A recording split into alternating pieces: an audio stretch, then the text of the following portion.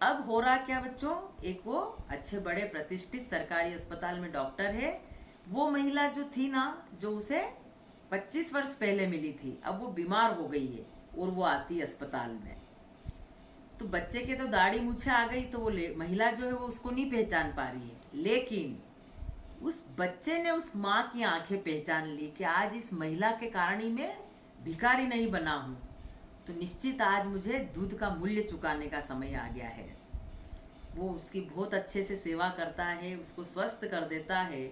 महिला जब डिस्चार्ज होने लगती है तो बोलती है कि बिल क्या बना। एक पेपर वो लिखता है कि इस बिल का भुगतान तो वर्षों पहले हो चुका, मैं वही दूध वाला बच्चा हूँ जो एक गिलास तुमने मुझे दूध दिया था, और तुम्हारे कारण ही माँ मैं आज अपने आत्मसम्मान को बचा पाया और भिखारी नहीं बना। इस प्रकार ये दूध का मूल्य कहानी क्या सिखा रही है कि एक सदा सहता शब्द आएगा बच्चों। सदा सहता मतलब क्या होता है कि किसी ने आपके लिए मतलब अच्छा कार्य किया है आपके हित के लिए, तो आप मौका आए तो किस प्रकार उस सेवा को वापस पूर्णता में बदल दें।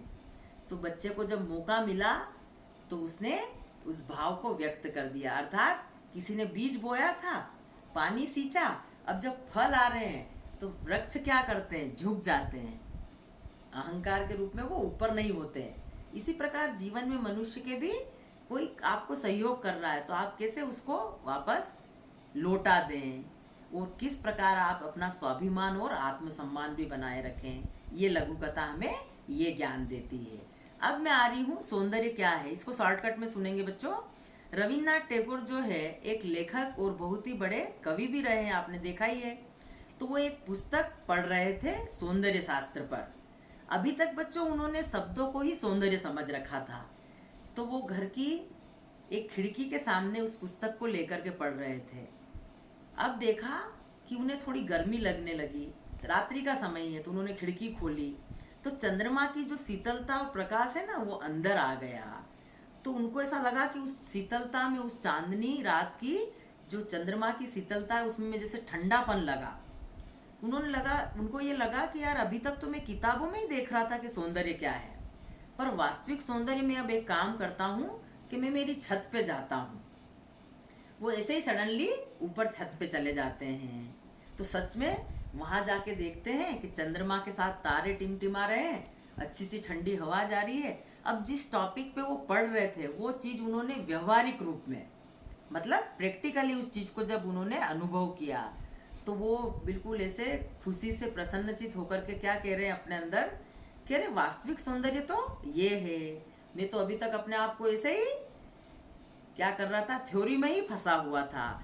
हम भी इस वाले भाव में क्या है इस दूसरी लघु कथा में, कि जीवन में हम व्यवहार को उतारें, उसको बाहरी आवरण के रूप में बाहर नहीं रहने दें।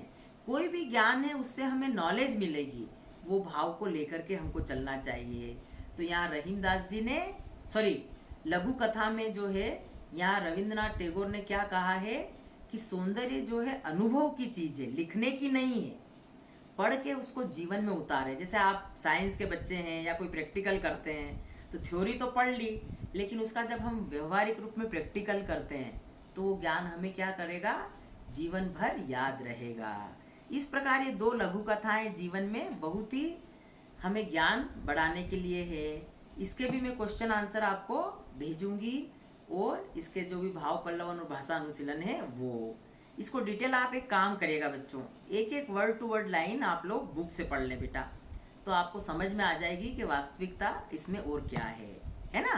तो ये दो चैप्टर आप लोगों को मैं समझा चुकी हूँ। अगेन कल अपना और टर्न है, तो सूर्य गाथा बहुत ही महत्वपूर्ण चैप्टर है, मैं आपको कल लूंगी वो। ओके, बहुत ही महत्वपूर्ण चैप्टर है कवि भूषण का।